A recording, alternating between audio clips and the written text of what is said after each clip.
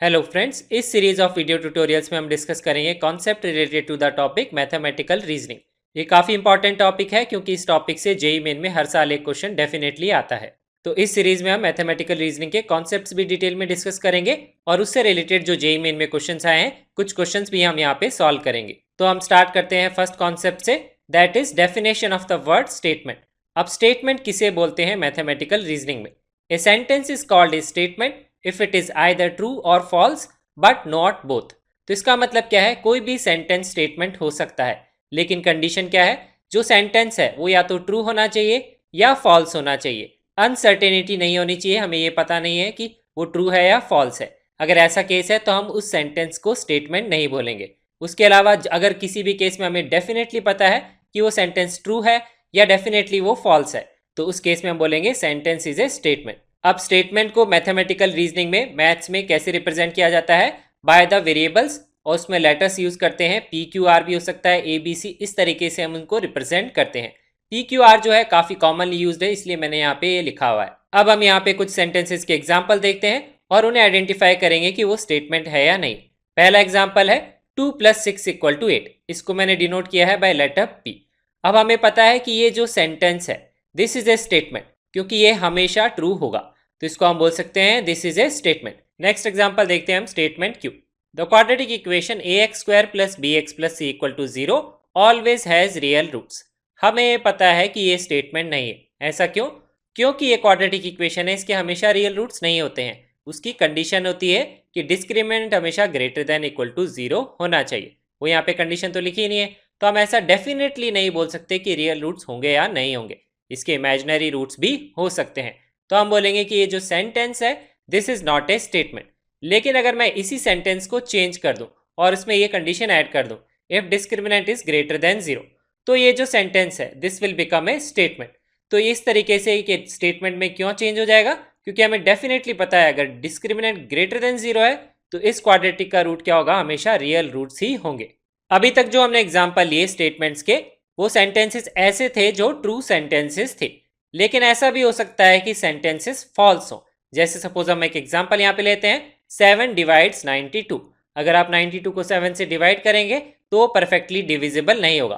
तो इसका मतलब ये जो सेंटेंस है this is a wrong sentence, it is a false sentence.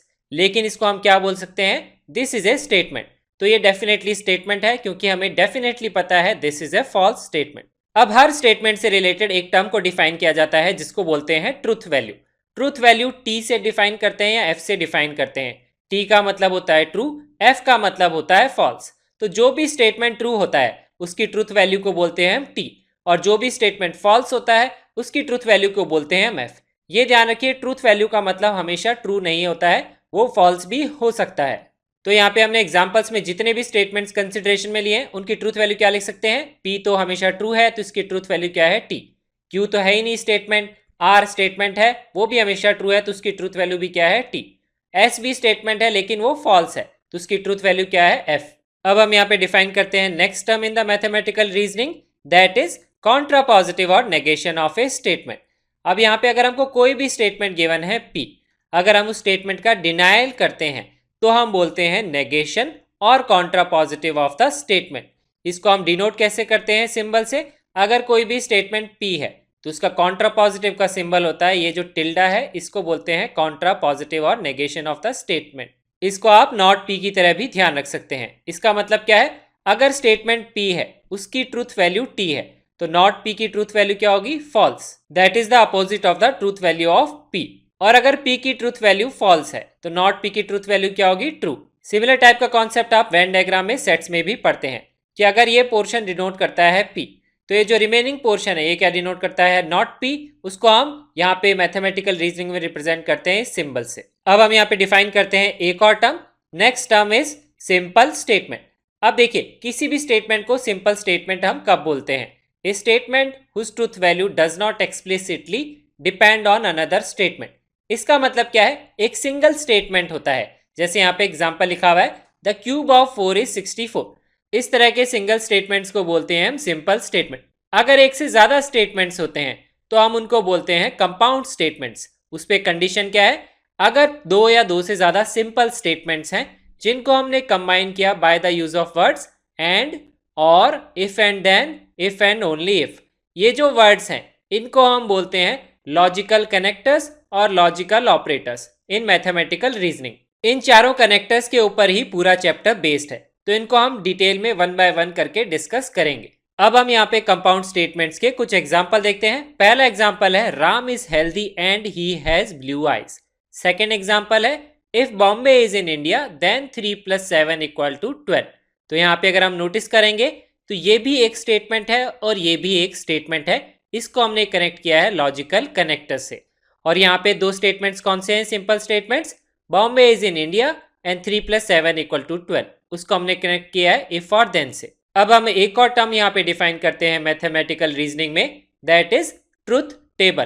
Truth table किसको बोलते हैं? A table indicating the truth values of one और more statements is called the truth table.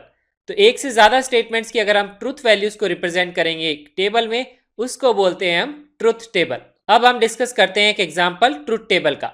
तो मैंने यहाँ पे एक एग्जाम्पल लिया है पी और नॉट पी का, that is contrapositive of P. जैसे मैथ्स में हम बाकी चैप्टर्स में वेरिएबल एक्स लेते हैं, मैथमेटिकल रीजनिंग में जनरल वेरिएबल होता है पी। तो अगर ये वेरिएबल स्टेटमेंट है तो इसकी ट्रुथ वैल्यूज क्या क्या हो सकती है? वो टी भी हो सकती है, वो एफ भी हो सकती है, लेकिन दोनों में से एक ही वैल्यू होगी। तो अगर वो वैल्यू टी है तो नॉट पी होता है, उसकी ट्रुथ वैल्यू क्या होती है? एफ होगी, that is opposite of P. और एफ की ट्रुथ वैल्यू के अपोजिट क्या होगा? टी। तो अगर हम इस सबको एक टेबुलर फॉर्मेट में रिप्रेजेंट कर लें तो इसको बोलते हैं हम ट्रुथ टेबल। अब सपोज मुझे ट्रुथ टेबल बनानी है इसकी नॉट ऑफ पी। तो इसका मतलब क्या है? पहले मुझे पी से नॉट पी बनाना पड़ेगा, फिर से मुझे उसका नॉट लेना पड़ेगा। तो एफ का नॉट लेंगे तो आएगा टी, टी का नॉट लेंगे तो आएगा एफ। तो यहाँ पे ट्रुथ टेबल ये बन जाएगी। ये तो काफी छोटा एग्जांपल है ट्रुथ टेबल का, बाद में हम डिस्कस करेंगे कितना भी कॉम्प्लिकेटेड कंपाउंड स्टेटमेंट क्यों ना हो उसकी हम ट्रुथ टेबल कैसे बनाते हैं। और ट्रुथ टेबल बनाना अपने आप में काफी इंपॉर्टेंट कॉन्सेप्ट है, क्योंकि इस कॉन्सेप्ट से काफी क्वेश्चंस को आप आसानी से सॉल्व कर सकते हैं। यहाँ पे एक इंपॉर्टेंट चीज नोटिस करने वाली ये है कि जो स्टेटमेंट पी है उसकी ट्रुथ टेबल है टी और एफ। नॉट पी की भी ट्रुथ टेबल क्या है? टी और एफ। तो ये दोनों वैल्यूज एग्जैक्टली सेम है। इसका मतलब क्या है कि नॉट और नॉट से क्या होता है? सेम ही स्टेटमेंट आपको वापस मिल जाता है। इस तरह के स्टेटमेंट्स जिनकी ट्रुथ टेबल एग्जैक्टली सेम होती है, ऐसे स्टेटमेंट्स को बोलते हैं हम लॉजिकली इक्विवेलेंट स्टेटमेंट्स। तो P and not P they are logically equivalent statements. एक चीज का आप ध्यान रखिए कि लॉजिकली इक्विवेलेंट स्टेटमेंट्स में ऑर्डर इंपॉर्टेंट होता है। यहाँ पे अगर फर्स्ट टर्म हमने टी लिखी है फिर एफ लिखा है, तो यहाँ पे भी फर्स्ट में टी होना चाहिए, बाद में एफ होना चाहिए, तभी हम उसको आइडेंटिकल ट्रुथ टेबल बोलते हैं। तो नॉट पी को ध्यान रखना आसान है। बेसिकली क्या है? Not is like a minus sign, minus of minus क्या होता है? प्लस। तो ये बेसिकली सेम ही वैल्यू हमें वापस मिल जाएगी। इस तरीके से हम नेगेशन को ध्यान रख सकते हैं। अब हम डिस्कस करते हैं first logical operator, that is conjunction. उसको हम एंड से भी डिनोट करते हैं और उसका सिंबल ये है। ये हम यहाँ पे इससे रिलेटेड डिस्कस करेंगे। अगर दो स्टेटमेंट्स या दो से ज्यादा स्टेटमेंट्स को अगर हम कंबाइन करते हैं using the logical connective and, या फिर इस सिंबल से हम कनेक्ट करेंगे, तो उसको बोलते हैं कंपाउंड स्टेटमेंट ऑफ एंड। यहाँ पे अब हम इससे रिलेटेड एग्जांपल डिस्कस करते हैं। अगर मैंने यहाँ पे एक स्टेटमेंट डिफाइन कर दिया पी, नितिन इज इंटेलिजेंट, और एक स्टेटमेंट डिफाइन किया Q, Nitin is hard working, तो इस तरीके से अगर मैं लिखता हूं पी एंड क्यू, ध्यान रखिए इसको हमको एंड की तरह पढ़ना है। तो पहले हम पी को लिखेंगे, फिर लिखेंगे एंड, फिर हम स्टेटमेंट क्यू को लिख देंगे। इस तरीके से हम डिफाइन करते हैं। अगर मैंने इस तरीके से डिफाइन किया तो ये क्या डिफाइन करता है? Not P. तो जो स्टेटमेंट पी है उसमें हम वर्डिंग्स में क्या लिख लेंगे? नॉट लिख लेंगे। यहाँ लिखेंगे नितिन इज नॉट इंटेलिजेंट, और ये है एंड और ये है क्यू, तो यहाँ पे लिखेंगे नितिन इज हार्ड वर्किंग। इस तरीके से हम दो और डिफाइन कर सकते हैं, पी एंड नॉट क्यू, और एक हम डिफाइन कर सकते हैं not P and not Q. इसका मतलब Nitin is not intelligent and Nitin is not hard working. इसको समझना इसलिए जरूरी है क्योंकि अगर एग्जाम में इस तरीके से स्टेटमेंट लिखा होता है तो पहले हम उसको सिंबल की फॉर्म में चेंज करते हैं, उसके बाद में हम क्वेश्चन को सॉल्व करते हैं। अब हम डिस्कस करते हैं लॉजिकल ऑपरेटर एंड की कंपाउंड स्टेटमेंट में ट्रुथ टेबल। तो देखिए यहाँ पे दो स्टेटमेंट्स हैं पी और क्यू, तो इनके चार पॉसिबल कॉम्बिनेशंस हो सकते हैं कि यहाँ पे पहले ट्रू हो, यहाँ पे पहले फॉल्स हो, और हर ट्रू के लिए क्यू में ट्रू हो सकता है और फॉल्स हो सकता है, जैसे हम कॉइन टॉस करते हैं। तो यहाँ पे जब हम इसकी ट्रुथ टेबल बनाएंगे पी एंड क्यू, तो इसको आप समझ सकते हैं, कंपेयर कर सकते हैं जैसे हम सेट्स में पढ़ते थे। इसको हम ऐसे ही ध्यान रखेंगे। तो ये जो सिंबल है ये उल्टा वी है, उसमें उल्टा यू होता है जिसको हम बोलते हैं इंटरसेक्शन। तो इसको हम ऐसे ही डिस्कस करेंगे, आगे मैं इसको ऐसे ही बोलूंगा, this is P intersection Q. तो पी इंटरसेक्शन क्यू में क्या होगा, जब दोनों तरफ ट्रू है तभी आंसर क्या आएगा, ट्रू आएगा। नहीं तो क्या आएगा, अगर एक भी जगह फॉल्स होगा तो इंटरसेक्शन तो कुछ हो नहीं सकता, तो आंसर हमेशा क्या आएगा, फॉल्स ही आएगा। तो ट्रू वैल्यू हमेशा सिर्फ एक ही केस में आएगी, जब P भी ट्रू होगा और Q भी ट्रू होगा, तभी आउटकम जो P एंड Q का होगा ट्रू होगा। उसके अलावा बाकी केसेस में P एंड Q का आउटकम फॉल्स ही होगा। अब हम डिस्कस करते हैं कुछ और केसेस जिस तरीके से हमें एग्जाम में ट्रुथ टेबल बनानी पड़ सकती है। यहाँ पे देखिए मैंने डिफाइन किया है नॉट P। नॉट P हम पहले डिस्कस कर चुके, P का जस्ट अपोजिट। अब अगर मुझे सपोज ट्रुथ टेबल डिफाइन करनी है नॉट P इंटरसेक्शन Q, इसके लिए मैं नॉट P और Q के अलावा बाकी पार्ट को हाइड कर लेता हूं। अब मैं इनका लूंगा इंटरसेक्शन। तो आप नोटिस कर सकते हैं सिर्फ एक ही केस में T और T है, तो यहीं पे आंसर T आएगा, बाकी केसेस में क्या आएगा, F ही आंसर आएगा। अब हम एंड में एक और केस डिस्कस करते हैं, नॉट P का इंटरसेक्शन लेना है P के साथ। तो आप नोटिस कर सकते हैं नॉट P का P के साथ लेंगे तो कभी भी किसी भी केस में T और T कॉम्बिनेशन तो आ ही नहीं सकता, तो यहाँ पे सिर्फ आंसर क्या आएगा, F ही आएगा। इस केस में हमेशा फाइनल वैल्यू फॉल्स ही आएगी। इसको हम सेट्स के थ्रू भी समझ सकते हैं कि ये तो P है और ये नॉट P है, इनका कुछ भी इंटरसेक्शन नहीं हो सकता, तो आंसर हमेशा फॉल्स ही आएगा। इस तरह का लॉजिकल ऑपरेटर जिसमें क्या होता है, ये कंपाउंड स्टेटमेंट है, उसमें हमेशा अगर आंसर फॉल्स आता है तो उसको हम बोलते हैं कॉन्ट्राडिक्शन और फैलेसी। ये फैलेसी का सिंबल है, F से डिनोट किया जाता है। ये बाद में मैं जब क्वेश्चन सॉल्व करूंगा तो उसमें इसको यूज करूंगा। ये आपको ध्यान रखना है, काफी क्वेश्चंस पूछे जाते हैं, ऑप्शंस में गिवन होता है कि ये कॉन्ट्राडिक्शन है या फिर फैलेसी है। तो उस केस में हम क्या कर सकते हैं, ट्रुथ टेबल से यूज करके उसकी हम ट्रुथ टेबल बना के चेक कर सकते हैं। अगर फाइनल आउटकम हमेशा फॉल्स आता है तो उसको हम बोलते हैं फैलेसी और कॉन्ट्राडिक्शन। अब हम नेक्स्ट लॉजिकल ऑपरेटर यहाँ पे डिस्कस करते हैं, दैट इज डिसजंक्शन। डिसजंक्शन को हम डिनोट करते हैं और से और कैपिटल V से। तो दो स्टेटमेंट या दो से ज्यादा स्टेटमेंट को अगर हम ज्वाइन करते हैं, उनको हम कंबाइन करते हैं यूजिंग लॉजिकल कनेक्टर और। तो जैसे यहाँ पे हमने पहले केस लिया था, नितिन इज इंटेलिजेंट और नितिन इज हार्ड वर्किंग। इसके पॉसिबल केसेस हम ले सकते हैं P और Q। तो यहाँ पे हम दोनों स्टेटमेंट्स के बीच में और लगा देंगे। ये क्या है, नॉट P और Q, तो यहाँ पे नॉट कर देंगे, यहाँ पे लिख लेंगे और। तो ये सिमिलर टाइप का केस है जैसा मैंने एंड में डिस्कस किया। तो यहाँ पे ये चार पॉसिबिलिटीज है। तो इस तरह से अगर स्टेटमेंट गिवन है आपको उस फॉर्म में चेंज करना आना चाहिए। अब हम और के लिए डिफाइन करते हैं ट्रुथ टेबल। तो और जो सिंबल होता है ये डिफाइन करता है, जैसे सेट्स में यूनियन का सिंबल होता है, तो वहां पे हम क्या करते हैं, चीजों को ऐड करते हैं। तो यहाँ पे आप ऐसे भी सोच सकते हैं कि P और Q, तो यहाँ पे इसका मतलब क्या है, अगर कहीं पे भी ट्रू वैल्यू है तो आंसर में फाइनल क्या आएगा, ट्रू ही आएगा। और कहीं पे भी अगर ट्रू नहीं है, तो जैसे यहाँ पे दोनों जगह फॉल्स है, तो आंसर में फॉल्स आएगा।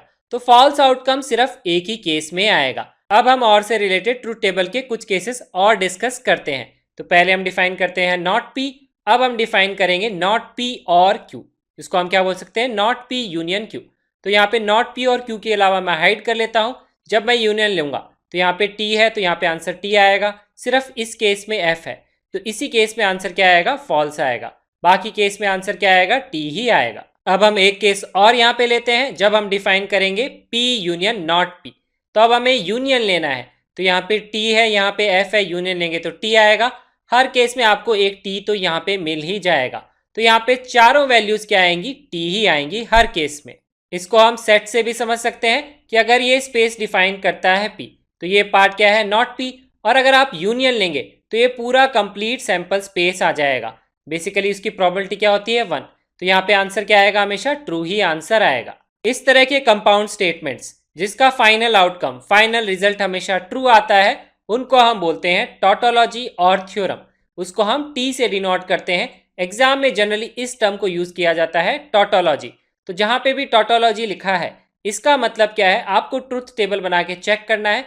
फाइनल आउटकम अगर T आता है सारे आउटकम्स, तो उसको हम बोलते हैं टॉटोलॉजी। अब हम ट्रुथ टेबल से रिलेटेड डिस्कस करते हैं एक थोड़ा सा स्केरी एग्जांपल, जिसमें हम एंड को भी इन्वॉल्व करेंगे और को भी इन्वॉल्व करेंगे। इस तरह का एग्जांपल मैंने यहाँ पे लिया है, देखिए ये इस तरीके से एक बड़ा सारा एक्सप्रेशन लिखा हुआ है। इसी तरीके से एग्जाम में क्वेश्चन भी पूछे जाते हैं। तो इस तरह से ऑप्शंस में लिखा होता है कॉन्ट्राडिक्शन है या टॉटोलॉजी है। कॉन्ट्राडिक्शन का मतलब क्या है, अगर हम इसकी ट्रुथ टेबल बनाएंगे तो फाइनल आउटकम एफ आना चाहिए, और टॉटोलॉजी का मतलब है अगर हम इसकी ट्रुथ टेबल बनाएंगे तो फाइनल आंसर क्या आना चाहिए, टी आना चाहिए। तो अब देखिए हम इसकी ट्रुथ टेबल कैसे बनाते हैं। तो सबसे पहले क्या होता है, जितना बड़ा एक्सप्रेशन होता है आप उसको ब्रेक कर लीजिए। पहले पार्ट में हम इसकी ट्रुथ टेबल बनाएंगे। तो पहले हम पी और क्यू दो स्टेटमेंट के हिसाब से यहाँ पे डिफाइन कर लेते हैं और पी यूनियन क्यू की टेबल यहाँ पे बना लेंगे, जैसा मैंने पहले डिस्कस किया। अब उसके बाद में हम क्या करेंगे, ये जो सेकंड पार्ट है इस पार्ट की बनाएंगे ट्रुथ टेबल। इसके लिए हम नॉट पी डिफाइन करेंगे और नॉट क्यू पहले डिफाइन करेंगे। तो नॉट पी और नॉट क्यू मैंने डिफाइन कर लिया यहाँ पे, ये आप आसानी से कर सकते हैं। उसके बाद में हम क्या करेंगे, ये एंड वाला पार्ट इसको हम डिफाइन करेंगे। तो हम डिफाइन करेंगे not P and not Q. तो हम इन दोनों का इंटरसेक्शन लेंगे। तो यहाँ पे आप नोटिस कर सकते हैं सिर्फ टी और टी के केस में क्या आएगा, टी आंसर आएगा। अब हमें क्या करना है, ये दोनों पार्ट हमने डिफाइन कर लिए, अब हम इसका इंटरसेक्शन डिफाइन करेंगे।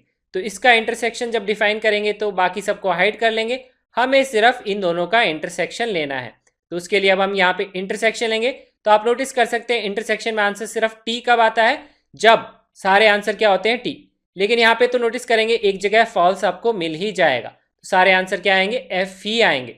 इसका मतलब क्या है, ये जो स्टेटमेंट है इतना स्कैरी दिखने वाला, ये क्या है, हमेशा this is always a contradiction, क्योंकि इसके सारे आउटकम क्या है, एफ के बराबर है। इसको हम फैलेसी भी बोल सकते हैं। एग्जाम में इसी टाइप के क्वेश्चंस पूछे जाते हैं और हमें ट्रुथ टेबल ऐसे ही बनानी होती है। अब हम एक और टर्म यहाँ पे डिस्कस करते हैं, वो है लॉजिकली इक्विवेलेंट स्टेटमेंट्स। इसको मैं पहले ऑलरेडी एक बार डिस्कस कर चुका। इसको हम इस सिंबल से डिनोट करते हैं और यहाँ पे इसका मतलब क्या होता है लॉजिकली इक्विवेलेंट स्टेटमेंट्स का, two statements form logically equivalent if and only if their resultant truth tables are identical. ध्यान रखिए आइडेंटिकल का मतलब ऑर्डर भी सेम होना चाहिए। तो यहाँ पे मैं कुछ एग्जांपल लेता हूं, ये मैंने ऑलरेडी डिस्कस किया। Not of not P is logically equivalent to P, और एक हम क्या बोल सकते हैं, P and Q is logically equivalent to Q and P, क्योंकि आप ट्रुथ टेबल बनाएंगे तो सेम ही टाइप के आउटकम ऊपर से नीचे रिपीट हो जाएंगे। वो आप बना के भी चेक कर सकते हैं और वो आप आसानी से समझ भी सकते हैं। नेक्स्ट एग्जाम्पल है पी और Q is logically equivalent to Q और पी। इसको हम समझ सकते हैं ट्रुथ टेबल बना के भी, और मैंने आपको बताया था इसका मतलब यूनियन है, इसका मतलब इंटरसेक्शन है। तो जैसे सेट्स में कॉन्सेप्ट होते थे कि P इंटरसेक्शन Q और Q इंटरसेक्शन P सेम होता है, और यूनियन के केस में भी सेम ही होता है। तो यहाँ पे इसको बोलते हैं logically equivalent statements in mathematical reasoning. Next example है not of T is equivalent to F।